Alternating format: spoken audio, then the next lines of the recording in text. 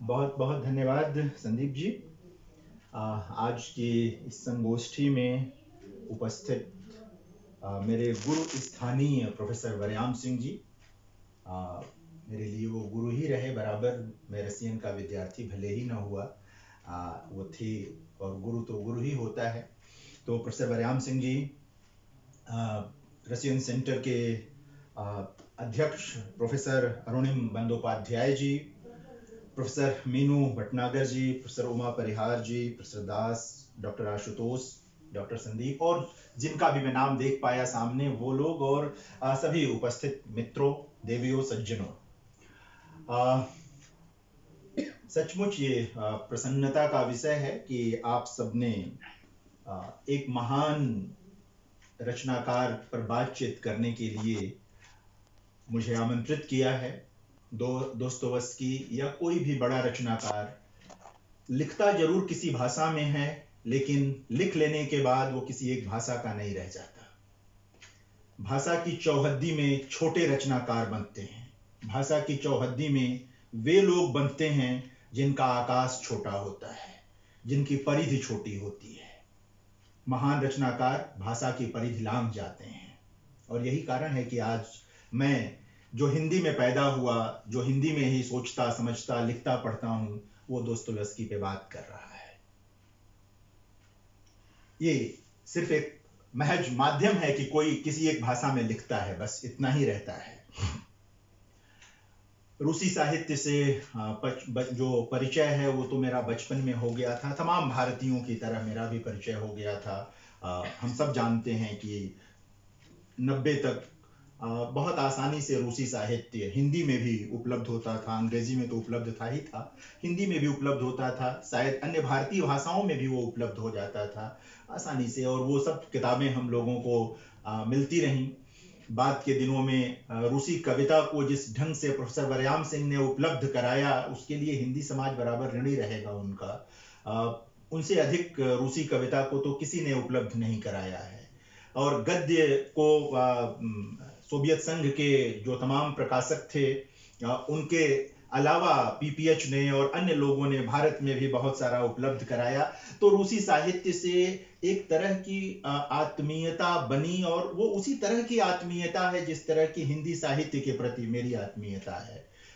कह सकते हैं कि हिंदी के साथ साथ रूसी और कुछ अन्य भारतीय भाषाओं के अनुदित साहित्य के साथ, जिसमें बांग्ला बहुत महत्वपूर्ण था, क्योंकि बांग्ला का बहुत सारा साहित्य अनुदित था हिंदी में। उन्हीं के बीच परवरिश हुई, उन्हीं के बीच साहित्यिक चेतना का विकास हुआ मेरे। तो आज अच्छा लग रहा है। फिर जवाहरलाल नेहरू विश्वविद्यालय का जब मैं विद्यार्थी हुआ, वहाँ संगत मिली बहुत सारे मित्रों की, तो जाहिर है कि बहुत कुछ और जानने का मौका मिला, बहुत सारी चीजें जुड़ी मुझ में। हमारे समय में दोस्तोयेवस्की, मित्रों, यह कहने में कोई संकोच नहीं है कि हमारा समय नैतिक स्खलन का समय है। नैतिकता के तमाम प्रतिमान हमारे समय में धराशायी होते जा रहे हैं।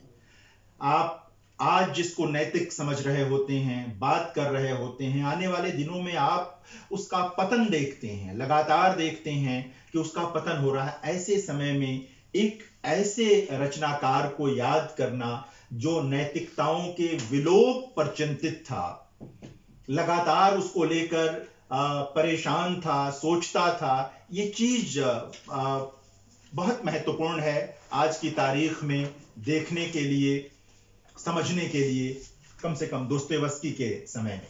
तो पहली बात तो यही कि हमारा समय नैतिकताओं के विलोप का समय है, और उसको समझने के लिए दुनिया के, विश्व के जिन रचनाकारों का साहित्य हमारा मददगार है, उनमें एक दोस्तोयेवस्की भी है कि कैसे चीजों को हम देखो, अपने समय को कैसे समझें, संभालें।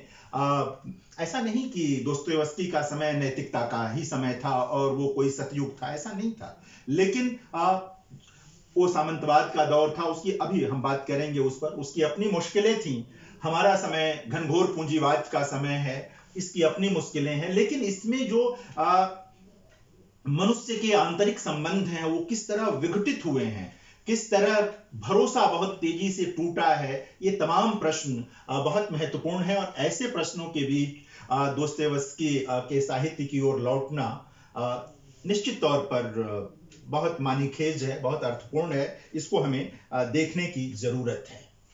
200 वर्ष पूरे हुए दोस्तोयेवस्की के, बहुत बड़ी बात है मित्रों। एक ऐसे समय में जब रचनाकारों की उम्र 1-2 किताबों की है, 20-25 वर्ष की है, 5 वर्ष 10 वर्ष बाद पता नहीं चलता कि किसका कौन सा उपन्यास आया था, किसका कौन सा कविता संग्रह आया था, लोग भूल जाते हैं। ऐसे में 200 वर्ष बाद दोस्तोयेवस्की को पढ़ना, उन पर विचार करना, पूरी दुनिया में लोग उनके बारे में सोच रहे हैं, उनकी किताबें अब भी उसी तरह बिक रही हैं, शायद जितना उनके समय में बिकी होंगी उससे अधिक बिक रही हैं, सब कुछ है। इससे ये तो पता चलता ही है कि दोस्तोयेवस्की का सिर्फ ऐतिहासिक महत्व नहीं है, दोस्तोयेवस्की की रचनाओं का सिर्फ इतना महत्व नहीं है कि रूसी भाषा के विकास में एक योगदान किया उन्होंने, और विश्व में जो कथा साहित्य है, कहानी और उपन्यास की जो विधा है, उसके विकास में कोई योगदान किया उन्होंने। सिर्फ इतना भर होता तो एक संदर्भ बन करके रह जाते। इससे कहीं अधिक का मामला है दोस्तोयेवस्की का या टॉलस्टॉय का, इससे अधिक का मामला है। तो ये एक बहुत महत्वपूर्ण है। और मृत्यु के भी 140 वर्ष लगभग बीत चुके हैं।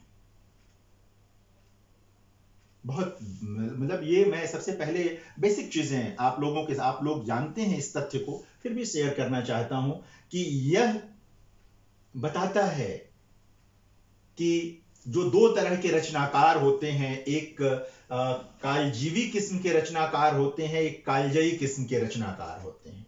कालजीवी का मतलब जो अपने समय में लिखता है, कुछ दिन उसकी प्रासंगिकता बनती है, फिर लोग उसे भुला देते हैं। फिर वो कहीं इत्यादि के जो इतिहास लिखा जाता है साहित्य का, तो कहीं नामोल्लेख उसका आ जाता है, वो इत्यादि के कॉलम में चला जाता है। जो कालजयी होते हैं वो अपने समय का तो आख्यान लिखते ही हैं, अपने समय को तो वो रचते ही हैं, दरअसल आने वाले समयों को भी वो पहचान लेते हैं। उसकी आहट कहीं ना कहीं उनके लेखन में होती है। वो कई बार यथार्थ के रूप में होती है, कई बार चेतना की समझ के रूप में होती है, कई बार मनुष्य जीवन के द्वंद्व के रूप में होती है। कई एस्पेक्ट्स हो सकते हैं, किसी न किसी रूप में, बड़े रूप में उनकी उपस्थित रहती है और वो बनी रहती है। तो कहने की जरूरत नहीं कि दोस्तोयेवस्की अपने ही समय में कालजयी होने लगे थे, वो कालजीवी नहीं थे। अपने ही समय में अपने समय को पार कर बाहर जाने की संभावनाएं लोगों ने उनके में देखनी शुरू कर दी थी। और कालजयी होने की जो शर्तें होती हैं आप सब जानते हैं, वो दोस्तोयेवस्की पूरा करते हैं कि वो सिर्फ ऐसा नहीं कि एक प्लॉट बना लिया, कुछ रच दिया, कुछ लिख दिया। बहुत सारे प्रसंग जो हैं, जो संश्लिष्ट बनाते हैं दोस्तोयेवस्की के लेखन को। बहुत सारे प्रसंग, एक रेखीय लेखन नहीं है दोस्तोयेवस्की का कि एक कहानी शुरू की और एक बहुत सामान्य ढंग से चीजें घटित होती चली गईं और अंत में किसी निष्कर्ष पर पहुंच गए। कथा के भीतर तमाम अंतर कथाएं दोस्तोयेवस्की के वहां चलती हैं, जो संबंधों की ही नहीं, मतलब कथानक की जटिलता को भी बढ़ाती हैं। जो प्लॉट है, जो कथन टेक्स्ट है, उसकी जटिलता को भी बढ़ाती हैं। पात्रों का भी जो मामला है, उनके भीतर कई तरह की जो चीजें चलती हैं, यानी कि कोई कोरिस्लेट नहीं है कि मतलब कर दिया। जो तमाम उनके भीतर घटित हो रहा होता है, दोस्तोयेवस्की के वहां ये चीज भी दिखाई देती है। कम रचनाकार हैं दोस्तोयेवस्की जैसे, जिनके वहां मानव मन की इतनी जटिलताओं को पहचाना गया हो। बहुत कम लोग हैं पूरी दुनिया में मानव मन की जटिलताओं को, जिनके वहां मतलब गहरी पहचान कह सकते हैं, ईमानदार पहचान वहां पर दिखाई देती है। दोस्तोयेवस्की ने अपने समय में क्या किया मित्रों, आप सब जानते हैं, फिर भी मैं दोहराऊं कि अपने रचना कर्म से, अपने कथा साहित्य से दोस्तोयेवस्की ने जो किया, वो तो सबसे पहले किया कि जो निरंकुश शासन था और जो शक्ति संरचना थी उस दौर की, उसका प्रत्याख्यान किया, उसका क्रिटिक प्रस्तुत किया, उसका प्रत्याख्यान किया।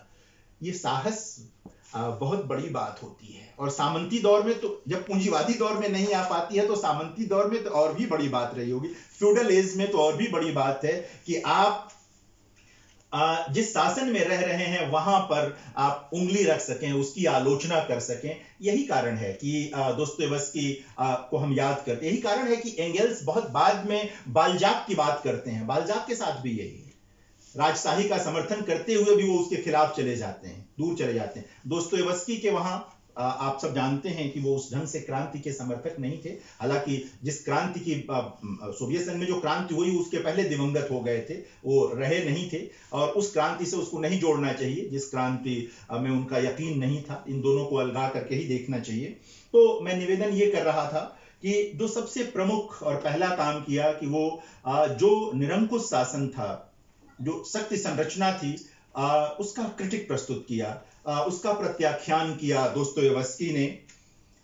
जो बहुत यंत्रणा से भरा हुआ जीवन था, बहुत कारुणिक जीवन था जो उस समय के रूस का, हम लोग सोवियत संघ बोलने के बीच के दिनों में इतने अभ्यस्त रहे कि बार बार वो शब्द आता है, जबान पर आता है।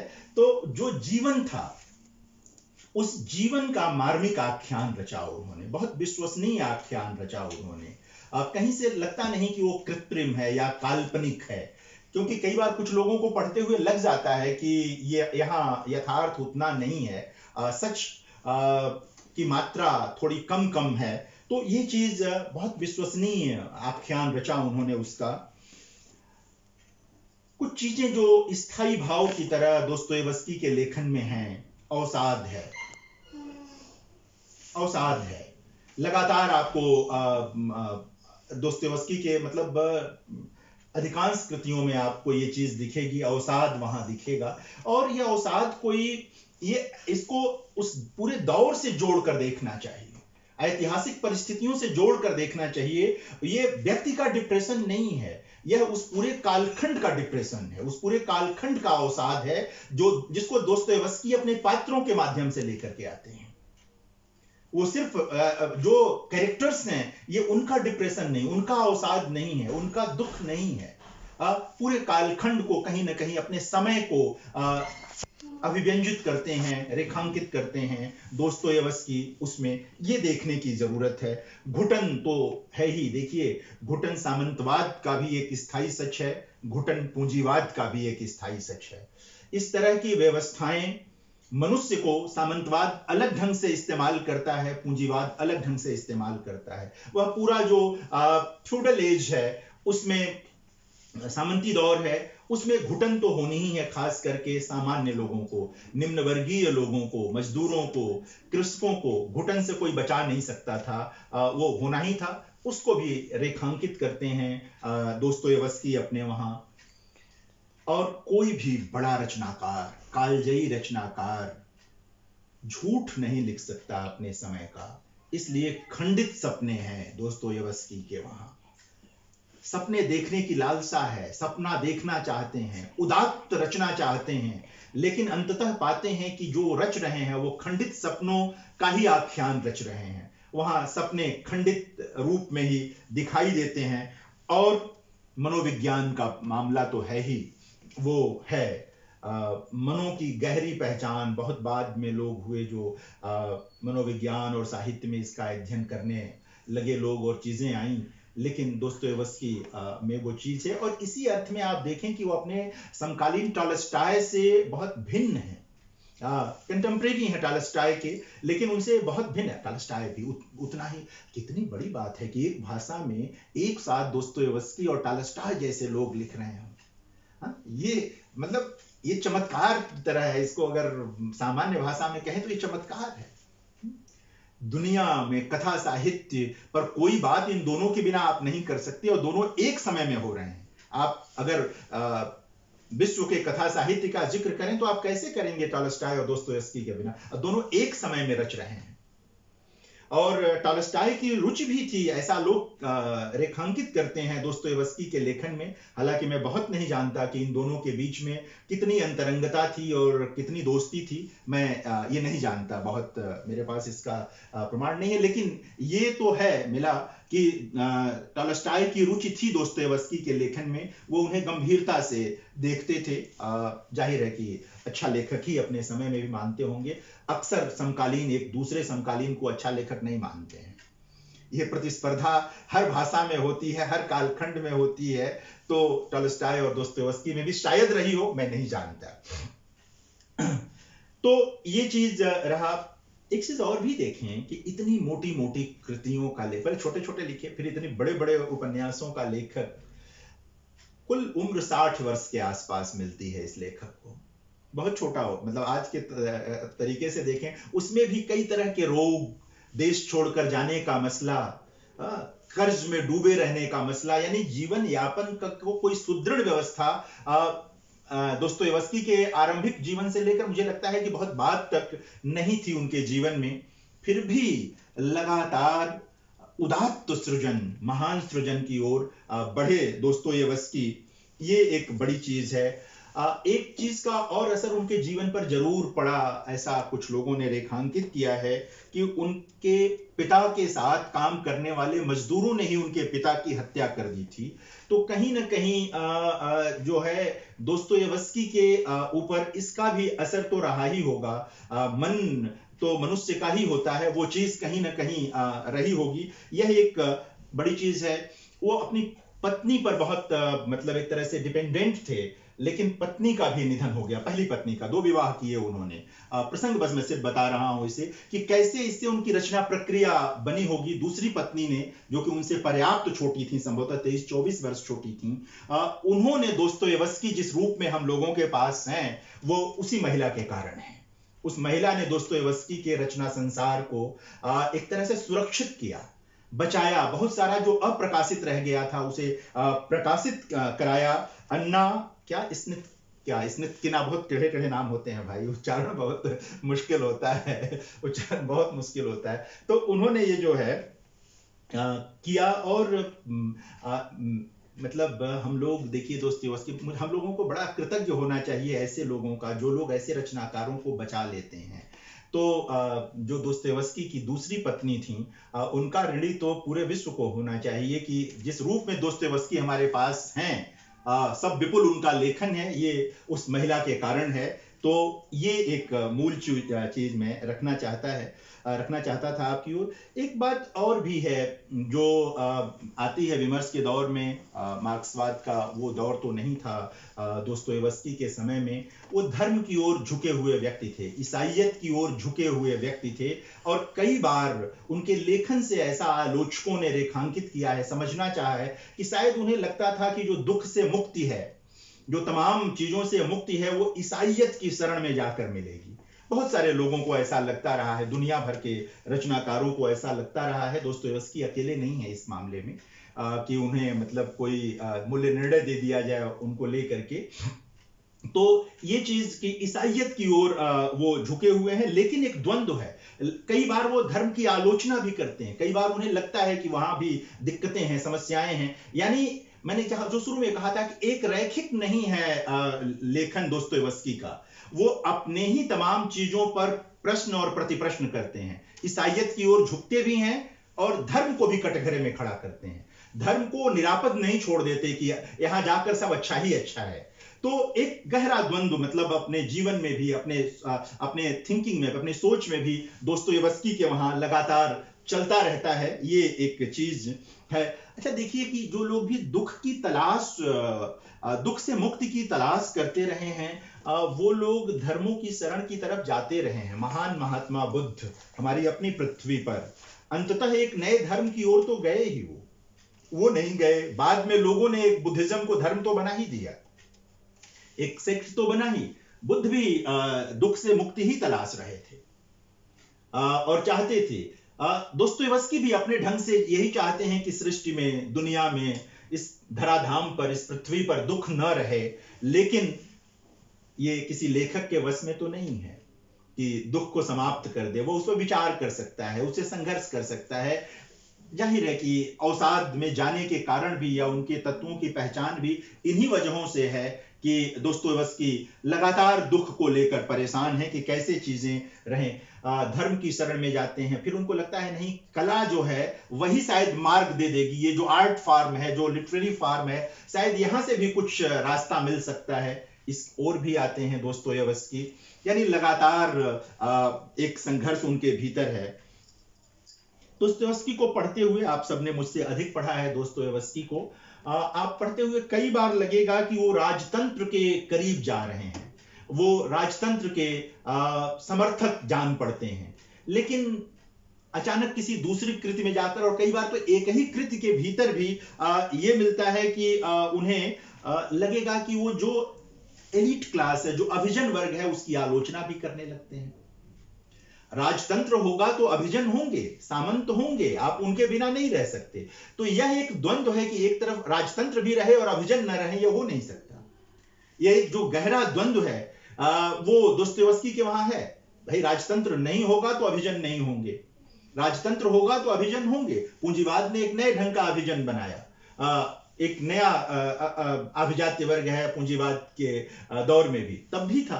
तो ये लगातार, अच्छा, अभिजन की आलोचना वो इसलिए करते हैं कि उन्हें लगता है कि जो ये आम लोग हैं, निम्नवर्गीय लोग हैं, वंचित लोग हैं, इनका शोषण यही लोग करते हैं।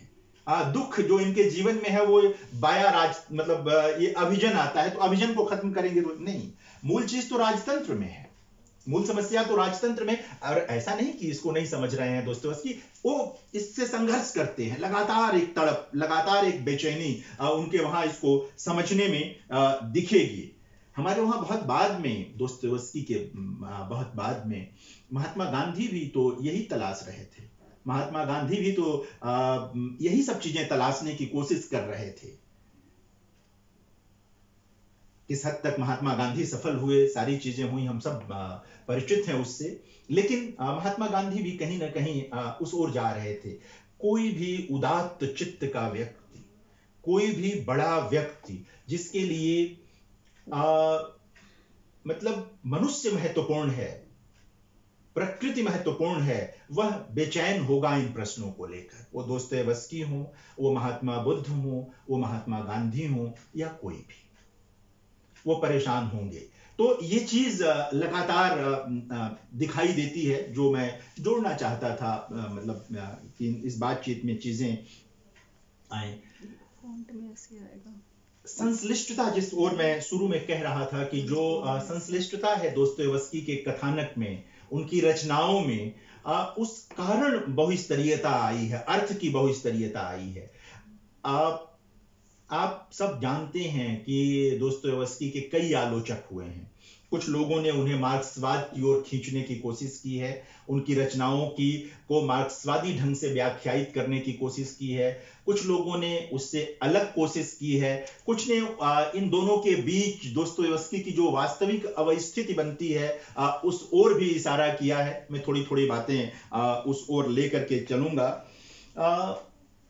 दोस्तोयेवस्की कोई अपवाद नहीं है कि उन्हें अपने समय में जो महत्व मिलना चाहिए था वो नहीं मिला। वो अपवाद नहीं है, ये होता रहा है दुनिया भर में। महान लोगों को उनकी मृत्यु के बाद ही पहचान मिलती रही है, या बहुत कठिन जीवन के बाद उनको पहचान मिलती रही है। वो भारत में हो या दुनिया में कहीं भी, बिरला कोई भाग्यशाली होगा जिसे उसके जीवन में ही लोगों ने हाथों हाथ उठा लिया हो। खासकर कला की दुनिया में रहने वालों के साथ तो ऐसा बहुत कम हुआ है। उनको कष्ट मिलता ही रहा है, सारी चीजें हैं। एक मैं उद्धरण पढ़ना चाहता हूं, बहुत लंबा उद्धरण है, इसके कुछ हिस्से मैं पढ़ दूंगा आप लोगों के लिए। एक जो उनकी का जो एक हिस्टोरिकल इम्पोर्टेंस है उसके बारे में मैंने इसे लिया है। आप सब इनको जानते हैं। कॉन्स्टेंटिन फेदिन क्रिटिक हैं वहाँ, तो ये उनका मैं एक उद्धरण पढ़ना चाहता हूँ। अनुवाद जिन सज्जन ने किया है थोड़ा कठिन किस्म का अनुवाद है लेकिन मैं पढ़ता हूँ, आप सब लोग इसको समझेंगे। इसके कुछ चीजें मैं पढ़ना चाहता हूँ, ये कई चीजें हैं। इसीलिए रूसी लेखक सार्वजनिक कार्यकर्ता और दार्शनिक भी बन गया, क्योंकि वह पूरी तरह से अपनी जनता का अंग रहते हुए विश्व संस्कृति का अंग हो गया और अपने समय का प्रतिनिधि होते हुए भविष्य का समकालीन हो गया। जो मैं कालजयी और कालजीवी की बात कर रहा था आपसे कि कैसे कोई अपने समय के पार भी पहचान पा लेता है, कैसे अपने देश और परिधि से बाहर दूसरी ओर चला जाता है। दोस्तोयेवस्की के समकालीन दोस्तोयेवस्की का कृतित्व एक उत्कट कलाकार की शाश्वत बेचैनी, अस्वीकार्य की दुविधा, अस्वीकार्य दुनिया के विरुद्ध उसकी आवाज, उसकी चुनौती को ही नहीं बल्कि उसकी घबराहट, मार्ग खोजने की भूल भटकन की यातनाओं, उन असंगतियों को भी व्यक्त करता है जिनका किसी एक व्यक्ति के लिए हल ढूंढना संभव नहीं है। देखिए, कोई एक व्यक्ति तो इन चीजों का हल ढूंढ नहीं सकता था जो दोस्तोयेवस्की लेकर आ रहे थे। वो संभव ही नहीं था, क्योंकि ये समुच्चय है, समाज तो समुच्चय है तमाम चीजों का। और जब समुच्चय है तो वहां पर तो बहुत सारी चीजें काम करेंगी। दोस्तोयेवस्की के समकालीन प्रसिद्ध कवि नेक्रासोव ने निकट आती क्रांति को ही अपने समय की एकमात्र गतिशील शक्ति माना। दोस्तोयेवस्की ने अपने समय की सीमा से मुक्त अंतिम नैतिक आदर्शों की खोज करते हुए अपने युग से बहुत दूर तक झांकने का प्रयास किया। स्पष्ट है कि ऐसे व्यापक प्रश्न का व्यवहारिक और कारगर उत्तर नहीं मिल सकता था, किंतु मेधावी जीनियस लेखक ने जिस यातनापूर्ण आवेश से इस प्रश्न को प्रस्तुत किया है, उसका आज भी महत्व बना हुआ है। जब अत्याचार, यही हमारा समय है जिसको रेखांकित कर रहे हैं, जब अत्याचार और दौलत की दुनिया कायम है जिसमें मानव की आत्मा को रौंदा गया है, वह बुरी तरह से लहूलुहान है। इस तरह हमारे समय में दोस्तोयेवस्की आते हैं कि साधारण लोगों की आत्मा लहूलुहान है। इसमें तो कोरोना ने भी किया हुआ है। सिर्फ पूंजी का ही मामला नहीं है, रोग शोक भी जो है वो कष्ट में डाले हुए हैं। तो मैं निवेदन ये करना चाहता था कि ये चीजें थी, आप सब जानते हैं कि किस क्रम में उनकी रचनाएं छपी, किस क्रम में वो प्रकाशित हुई। हिंदी में जो अनुवाद रहा है, 1845 में जो उनका लघु उपन्यास छपा, हिंदी में दरिद्र नारायण नाम से वो छप करके आया था। नाम बड़ा आकर्षक है हिंदी में, मैं नहीं जानता ठीक रसियन में इसका क्या नाम है। और जब ये आया तो आरंभ में जैसा कि होता है कि कोई भी लेखक आता है तो उसको किसी न किसी जो पूर्वज रचनाकार है उसका अनुगामी बताने की कोशिश की जाती है, पहचानने की कोशिश। तो गोगोल के साथ जोड़ करके देखने की कोशिश हुई कि कुछ उस ढंग की रचनाएं दोस्तोयेवस्की लिख रहे हैं। लेकिन बहुत जल्द दोस्तोयेवस्की ने ये सिद्ध कर दिया कि वो किसी के अनुगामी नहीं है, बल्कि दुनिया उनका अनुगमन करेगी, बाद के लोग उनका अनुगमन करेंगे। एक जीनियस के रूप में एक अपनी उपस्थिति दर्ज की बहुत जल्द दोस्तोयेवस्की ने। और हम सब जानते हैं कि बाद में बहुत सारे लोगों ने दोस्तोयेवस्की से प्रेरणा ग्रहण की, सारी चीजें की उन्होंने। मैंने संदर्भों में ही इसे देखा, आप लोग इसको ज्यादा रेखांकित कर पाएंगे कि कुछ लोग ये कहते रहे हैं कि बेलिंस्की और शार्ल फूरिये का प्रभाव था उन पर। मैं इस बारे में बहुत विस्तार से नहीं बात कर पाऊंगा, शायद आप लोग इसे फ्यूचर में, जो लोग रूसी साहित्य के अध्येता हैं, इसको ज्यादा देख पाएंगे या देखा होगा। मैं जब चीजें देख रहा था, तैयारी कर रहा था इस व्याख्यान के लिए, तो कुछ चीजें मेरे सामने आई। उसमें ये हुआ, ये भी अपने आप में एक रोचक तथ्य है कि दोस्तोयेवस्की को जेल भी हुई। ये रोचक तथ्य है। ये सारी चीजें हैं। और मृत्युदंड की सजा मिली, जिसे बाद में कम करके वो एक तरह से निर्वासन की सजा में बदली गई। ये सब सोवियत संघ बनने से पहले का मामला है। यानी कि सिर्फ कहना सिर्फ इस प्रसंग से यह है मित्रों कि एक ईमानदार रचनाकार किसी भी कालखंड में होगा, सत्ता की आंख में चुभेगा। किसी भी कालखंड में ईमानदार रचनाकार होगा, वो सत्ता की आंख में चुभेगा ही चुभेगा। कोई भी सत्ता हो, कोई भी सत्ता हो, वह रचनाकार की ईमानदारी को स्वीकार नहीं करती है। वह नहीं चाहती कि वह जो सोच रही है उससे अलग कोई रचनाकार, कोई सर्जक, कोई दार्शनिक सोचे। जिन विचारों को, विचारधाराओं को हम लोग बहुत आदर्श मानते हैं, उनमें भी इसका स्पेस नहीं होता है। और इसके उदाहरण हम सब जानते हैं। हम सबको मालूम है इसके उदाहरण के तौर पर भी कि मुश्किलें आती हैं। तो ईमानदार रचनाकार हर कालखंड में परेशान होता है, कुछ निजी कारणों से, कुछ अपने वैचारिक कारणों से। रोग शोक तो था ही, आप सब जानते हैं कि वो मिर्गी के पेशेंट थे, फिट आते थे उन्हें, और वो कष्ट रहा होगा। मैं तो इसी से चकित हूं कि एक आदमी जो अभाव में जी रहा था, जिसे जेल भी हो गई, जो निर्वासन में चला गया, इन तमाम चीजों के बीच भी कुल 60 वर्ष का जीवन मिला, इसी में लोगों की मृत्यु भी होती रही, फिर भी उसने इतना महान रच लिया। ये क्या कोई मामूली बात है? कोई मामूली बात नहीं है। आजकल 50 पेज लिखने में सांस फूल जाती है, 150 पेज का उपन्यास लिखने में सांस फूल जाती है, और कई वर्ष लग जाते हैं और रहता है। ये 800 पेज के उपन्यास, 900 पेज के, 700 पेज के उपन्यास, और वो भी मतलब कह सकते हैं कि इतना मंथन है उसमें। तो ये चीजें उसमें आती हैं। तो ये सब मैं कृतियों का नाम क्या लूं, सब जानते हैं आप लोग। 1868 में उनका जो सबसे बहुत प्रसिद्ध उपन्यास है अपराध और दंड, वो प्रकाशित हुआ था। बौड़म की भी बहुत चर्चा होती है, और उसके बारे में तो खुद उन्होंने कुछ कहा है, मैं आपके साथ अभी शेयर करूंगा उसको। वो भी उसी वर्ष प्रकाशित हुआ। और भी कई करामत जो बंधु है वो 1879 to 80 में हुआ। दोस्तोयेव्स्की की चिंता के विषय में जो मतलब चिंता के केंद्र में जो प्रवृत्तियां हैं, जिन पर गहन चर्चा भी हुई है, वो ये है कि जो मानव द्रोही वृत्तियां होती हैं, उसको लेकर बहुत चिंतित हैं दोस्तोयेव्स्की अपने पूरे लेखन में, कि मानव द्रोही और नकारात्मकता से भी, नकारात्मकता के लिए कोई स्पेस नहीं है अपने चिंतन में दोस्तोयेव्स्की के, लेकिन वो रेखांकित करते हैं लगातार कि कैसे जो नकारात्मकता है वो नहीं होनी चाहिए। वो चाहते यही हैं, हम सब जानते हैं, हम सब यही चाहते हैं। तो ये दो चीजें, नकारात्मकता और मानवद्रोही जो प्रवृत्तियां हैं, वो उनके वहां मूल चिंता का विषय हैं। और आप कई मतलब लोगों ने कहा, और उनके जो जिन लोगों का मैंने नाम लिया था कि कुछ लोग उनको ईसाइयत का समर्थक मानते हैं, और इसी आधार पे मानते हैं, और शायद इसी आधार पे वो उनको महान लेखक भी समझते हैं, रोजानो या इस तरह के जो आलोचक हैं वहां पर। तो हम उस ओर नहीं जानना चाहते, और मेरे लिए एक महत्वपूर्ण भी नहीं है कि कोई ईसाइयत में यकीन करता है या कोई मार्क्सवाद में यकीन करता है, या कोई, मेरे लिए महत्वपूर्ण यह है कि कोई समाज को कितना समझता है, कोई मनुष्य मन को कितना समझता है, कोई मनुष्य के आपसी रिश्तों को कितना समझता है, और मनुष्य को लेकर उसकी चिंताएं क्या हैं। यह मेरे करीब किसी को बड़ा रचनाकार मानने के अधिक कारण है। विचारधाराएं तो होती ही हैं, वो आएंगी, हम सब कहीं ना कहीं प्रभावित होते हैं, कभी व्यक्तियों से, दर्शन से, तमाम चीजों से प्रभावित होते हैं। मूल चीज ये है कि खुद, और एक अकारण नहीं है कि आप देखें दोस्तोयेव्स्की की सारी रचनात्मकता के भीतर से, तो खुद वो एक दार्शनिक की तरह हमारे सामने आते हैं, खुद एक फिलोसोफर की तरह हमारे सामने आते हैं। वो मतलब किसी फिलोसफी का अनुगमन करने वाले नहीं, उसके फॉलोअर की तरह नहीं आते हैं। ये एक बड़ी बात है।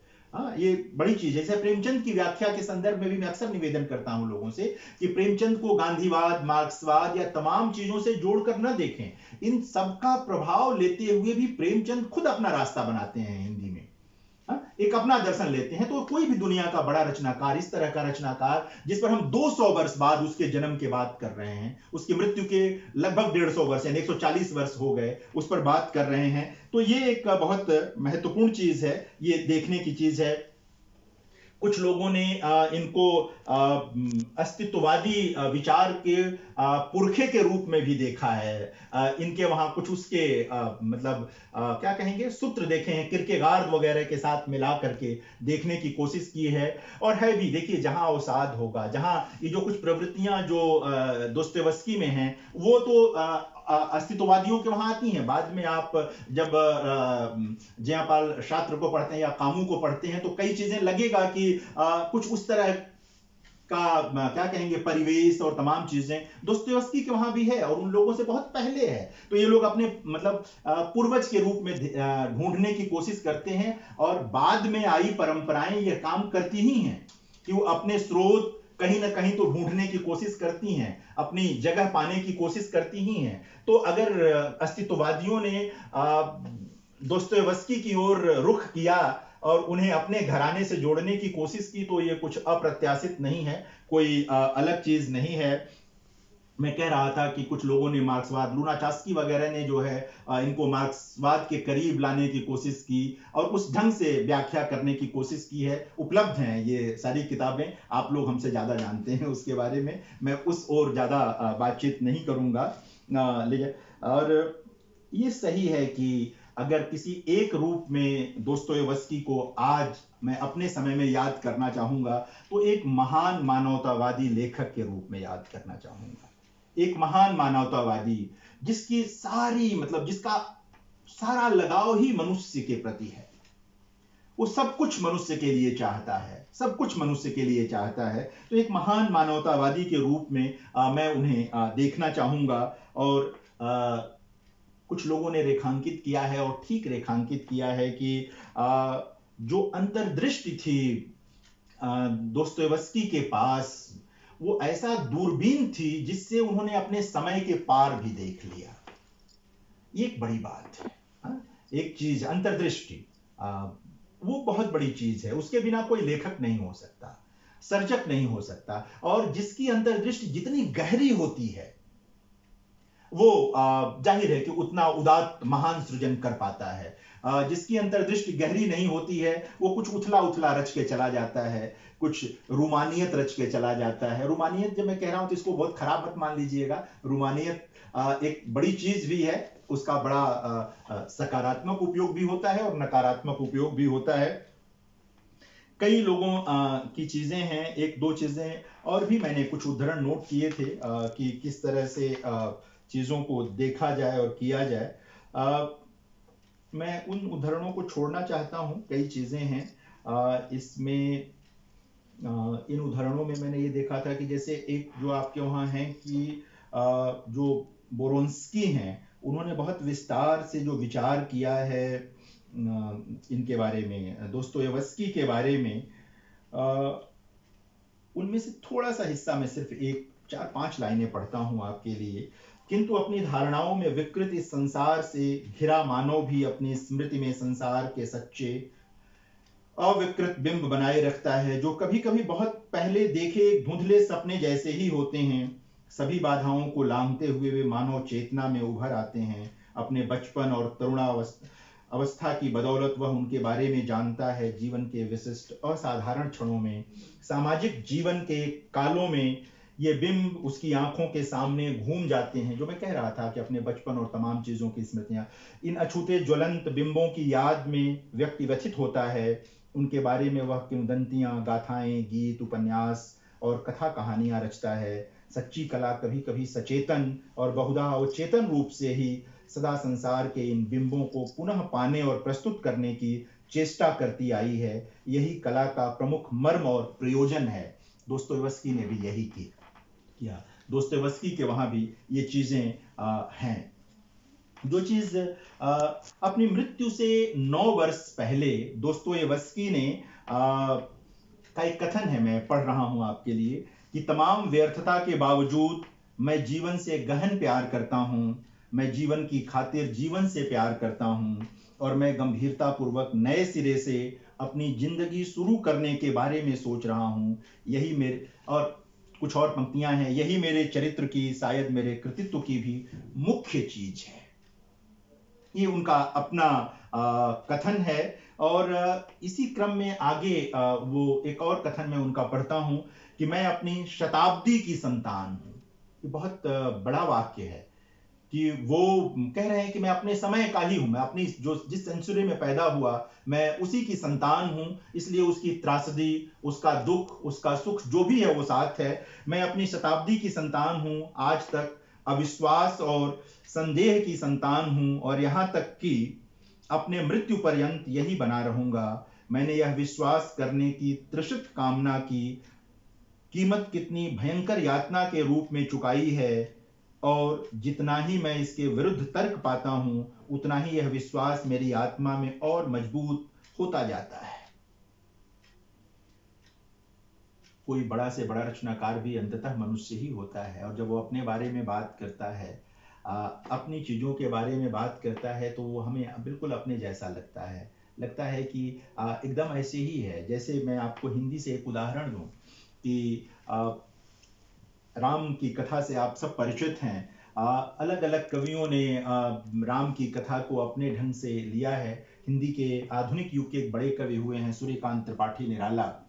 सूर्यकांत त्रिपाठी निराला की एक लंबी कविता है राम की शक्ति पूजा। राम की शक्ति पूजा में राम जो है वो निराश बैठे हुए हैं। पहले दिन का युद्ध बीत गया है और रवि हुआ अस्त ज्योति के पत्र पर लिखा रह गया राम रावण का अपराजेय समर आज का। इस कविता की पहली पंक्ति है निराला की उस कविता की।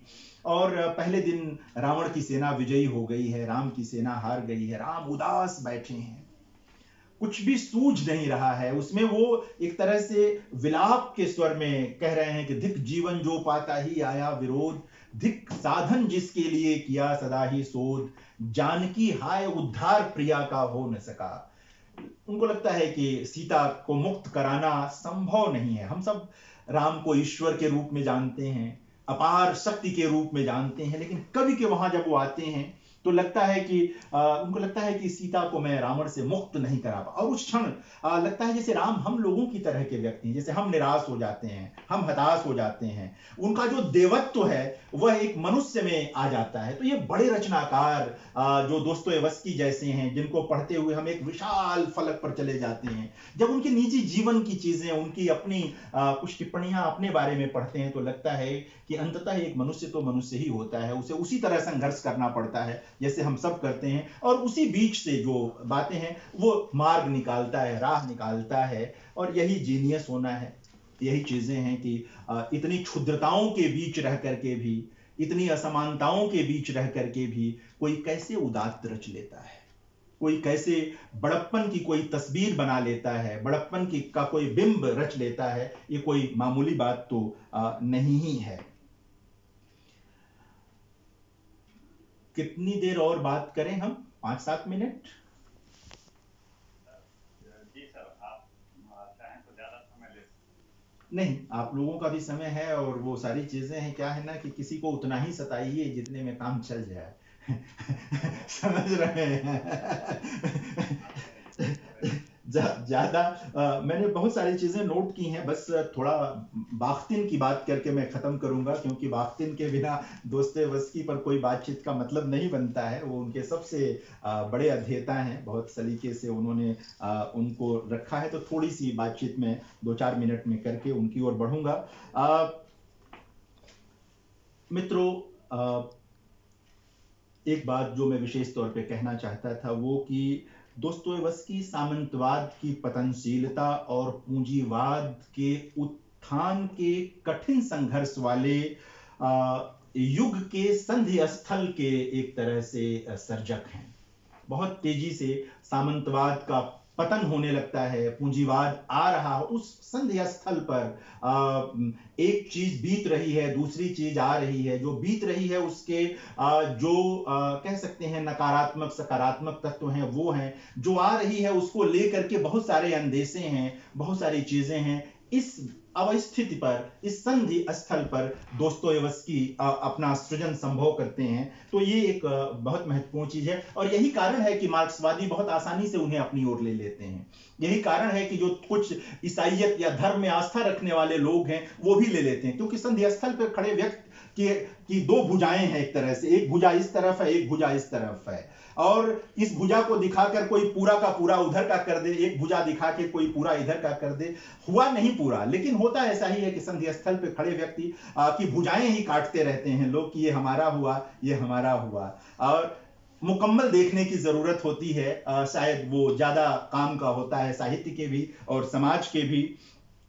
और दोस्तोयेवस्की जिन चरित्रों का सृजन करते हैं उनमें कुछ चरित्र जो है वो अंतः प्रज्ञा वाले हैं। अंतः प्रज्ञा मतलब जिनको भीतरी ज्ञान जिसे कहेंगे आप, भीतरी ज्ञान जिनमें है, मतलब एक अंतश्चेतना कहते हैं ना, जिनको कहेंगे दिव्य ज्ञान या कुछ इस तरह की चीज, जिनका इंट्यूशन या बहुत सारी चीजें बहुत प्रबल हों। इंट्यूशन कहना शायद थोड़ा हल्का शब्द है, वो अंतः प्रज्ञा ही हिंदी में। विजडम जिनके पास, भीतरी विजडम जो है वो अधिक है उनके पास। और तमाम लोग हैं, जो सोनिया मार्मेलादोवा है, ये जो महान उपन्यास है उसकी जो कैरेक्टर है वो इसी ढंग का चरित्र है। ये कई लोग हैं, बॉडम में जो लेव मिस्किन है वो इसी तरह का चरित्र है।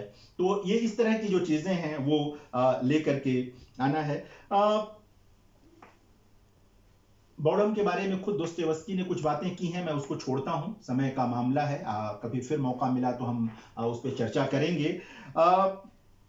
मुझे लगता है कि दोस्तोयेवस्की के रचना संसार से एक चीज निकल करके आती है और वो बहुत असंगत नहीं है कि आप कोई भी संसार या समाज ऐसा नहीं बना सकते जो पूरी तरह तर्क और विज्ञान पर केंद्रित हो। ये हो नहीं सकता। तर्क और विज्ञान किसी समाज और किसी विश्व की जरूरी चीज हो सकते हैं, अनिवार्य चीज हो सकते हैं, लेकिन सिर्फ उन्हीं से कोई संसार नहीं बन सकता। कभी आज तक तो अभी संभव नहीं हुआ, आज तक तो संभव नहीं हुआ। ये कहीं ना कहीं दोस्तोयेवस्की की रचनाओं से ये निकल करके आता है कि ये मुश्किलें मानव समाज के सामने रहेंगी। तर्क रहेगा, उसके बिना काम नहीं चलेगा, विज्ञान के बिना काम नहीं चलेगा, लेकिन सिर्फ इन दोनों से ही काम नहीं चलेगा। इसके पार जाने की जरूरत पड़ेगी। मैं अक्सर एक बात कहता हूं लोगों से कि विज्ञान जो है वो तन की औषधि है और साहित्य और कलाएं मन की औषधि हैं। विज्ञान हमारे बाहरी संसार को बहुत सुदृढ़ बना देता है, हमारा जो ये काया है इसको सुदृढ़, लेकिन हमारे मन जो है, हमारा जो भीतरी तंत्र है, उसे तो कलाएं ही सुदृढ़ बनाती हैं। तो विज्ञान तन की औषधि है और कलाएं जो हैं, साहित्य वो मन की औषधि है। वो दोस्तोयेवस्की को पढ़ते हुए भी मुझे ये बात बहुत करीब जान पड़ी कि ये चीज निकल करके आती है। और दोस्तोयेवस्की अकेले तो नहीं है जो ईश्वर की अवधारणा को नैतिकता के लिए बहुत जरूरी मानते हैं। दुनिया में ऐसे बहुत से लोग हुए हैं, आज भी बड़ी संख्या ऐसे लोगों की है जो ये मानते हैं कि नैतिकता बिना ईश्वर के संभव नहीं होगी। तो दोस्तोयेवस्की की आलोचना इसके लिए तो नहीं ही की जानी चाहिए। इस चीज के लिए जरूर प्रशंसा की जानी चाहिए कि वो नैतिकता के गहरे आग्रही हैं। वो नैतिकता चाहे ईश्वर से आ जाए, चाहे तर्क से आ जाए, चाहे विज्ञान से आ जाए, चाहे मार्क्सवाद से आ जाए, बाद के दिनों का विकास, जहां से भी आए, नैतिकता जरूरी चीज है। वो उसके आग्रही सबसे अधिक हैं। और किसी भी विश्व के बड़े रचनाकार की तरह अंतर्विरोध बहुत सारे हैं दोस्तोयेवस्की में, और ये अंतर्विरोध बताते हैं कि वो बहुत ईमानदार रचनाकार हैं।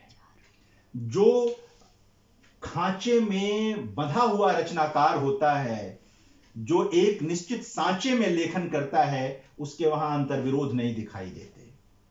एक निश्चित ड्राफ्टिंग होती है जिसमें चीजें भर दी जाती हैं, लेकिन जो ईमानदार रचनाकार होता है, जो सांचे में ड्राफ्ट नहीं करता, जो एक नया सांचा तैयार करता है, उसके वहां अंतर्विरोध आते हैं, और वो अंतर्विरोध ही उसे अधिक विश्वसनीय बनाते हैं, अधिक हमारे और आपके करीब लाते हैं, अन्यथा बात बनती नहीं है। तो ये एक मित्रों, ये मैं पढ़ के बड़ा प्रसन्न हुआ कि आइंस्टीन भी बहुत गजब की चीज थे। वो गांधी के साथ भी थे, और वो दोस्तोयेवस्की को भी बहुत पसंद करते थे आइंस्टीन। ये पढ़ के मैं बड़ा प्रसन्न हुआ कि कैसा महान व्यक्ति था। हमारी तरफ गांधी की तरफ भी उस आदमी गांधी को भी पसंद कर रहा था, पीछे दोस्तोयेवस्की भी उनको पसंद आ रहे थे। यानी कि एक साइंटिस्ट दोस्तोयेवस्की की तरफ क्यों गया होगा? एक ऐसे व्यक्ति की तरफ जो तर्क, विज्ञान, ईश्वर और तमाम चीजों में उलझा हुआ है, एक पूरी तरह फिजिक्स का आदमी है, पूरी तरह साइंस और का आदमी वो जाता है। इसका मतलब अंतिम शरण तो कला ही है। विज्ञान को भी शरण तो कला की दुनिया में ही जाकर लेना है, साहित्य में ही जाकर लेना है, शांति वहीं मिलनी है। वो आध्यात्मिक शांति कह लें, जो शांति कह लें, मिलेगी तो कला में ही आकर। विज्ञान सुख समृद्धि ला देगा, बहुत सारी चीजों को समझा देगा, लेकिन शांति नहीं दे सकता। वो जीवन का तर्क नहीं बना सकता है विज्ञान। ये दोस्तोयेवस्की का लेखन भी बताता है कि जीवन का तर्क आप विज्ञान से सुनिश्चित नहीं कर सकते, टेक्नोलॉजी से सुनिश्चित नहीं कर सकते। ये अपने आप चीजें निकल करके आती हैं और रहती हैं। मित्रों, ये सही है कि बाख्तिन ने एक सर्वथा मतलब अध्ययन अध्यापन की दुनिया में, विचार की दुनिया में मिखाइलोविच बाख्तिन ने जो है वो दोस्तोयेवस्की को बहुत विश्वसनीय ढंग से विश्लेषित किया, और रैबिले और गोएठे के साथ इनके उपन्यासों को रख करके उनका विश्लेषण किया। और निश्चित तौर पर अगर बाख्तिन नहीं होते तो शायद इतने विश्वसनीय ढंग से कृतियां पढ़ी जाती उनके लिए कोई दिक्कत नहीं होती, लेकिन इतने विश्वसनीय ढंग से एकेडमिक वर्ल्ड के लिए, हमारा जो अकादमिक विश्व है उसके लिए वो महत्वपूर्ण होने का मामला नहीं होगा। और जो कहा उन्होंने कि जो हिंदी में मैं कह रहा हूं कि स्वतंत्र और अमिश्रित आवाजों और चेतनाओं की बहुलता, आवाजों की सच्ची बहुस्वरता और प्रत्येक आवाज अपने पूरे मूल्य के साथ निश्चय ही यह दोस्तोवस्की के उपन्यासों की मूलभूत विशेषता है। ये बाख्तिन का कथन मैं उद्धृत कर रहा था। बाद में जो बहुस्वरता है, पॉलीफोनी जिसे इस्तेमाल करते हैं, इसको बहुत महत्वपूर्ण ढंग से बाख्तिन रेखांकित करते हैं दोस्तोयेवस्की के वहाँ। और उसी के जरिए वो सामाजिक और जो मनोवैज्ञानिक अर्थ गंभीरता है और अर्थ विविधता है, उसकी भी व्याख्या करते हैं बाख्तिन दोस्तोयेवस्की के। उनके चरित्रों की व्याख्या भी की है उन्होंने, कंटेंट की भी व्याख्या की है। तो जो लोग भी दोस्तोयेवस्की को उपन्यासों के बाद पढ़ना चाहते हैं, समझना चाहते हैं, तो मुझे लगता है कि उन लोगों की अपेक्षा जो उन्हें मार्क्सवादी या धर्मवादी सिद्ध करना, उसकी अपेक्षा बाख्तिन की ओर जाने की ज्यादा जरूरत है।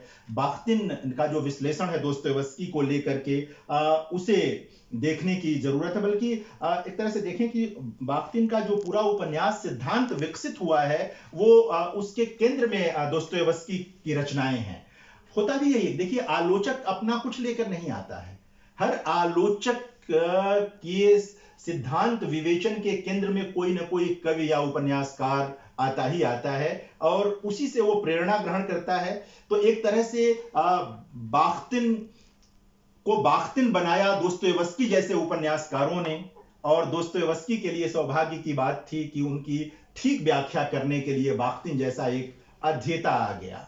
ये बड़ी बात होती है, सौभाग्य होता है रचनाकारों का कि उसे सही संदर्भ में समझा जाए। जैसे हम मनुष्य के तौर पर अपने परिवार में भी ये उम्मीद रखते हैं कि हमें ठीक ठीक समझा जाए। पत्नी सोचती है कि पति उसे ठीक समझे, पति सोचता है पत्नी ठीक समझे, बच्चे सोचते हैं पिता ठीक समझे, माँ ठीक समझे। कई बार ये रहता है ना कि अपने को ठीक समझे जाने की जो चाहत है वो हम सब में होती है, व्यक्तिगत स्तर पर भी, रचनाकार के लिए भी होता है कि कोई तो आए जो उसकी रचनाओं को ठीक से समझे, ठीक से समझाए और कहे।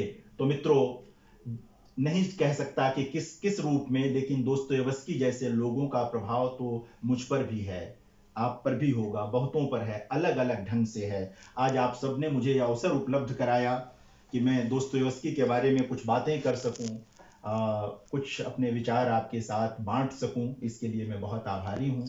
बहुत बहुत धन्यवाद।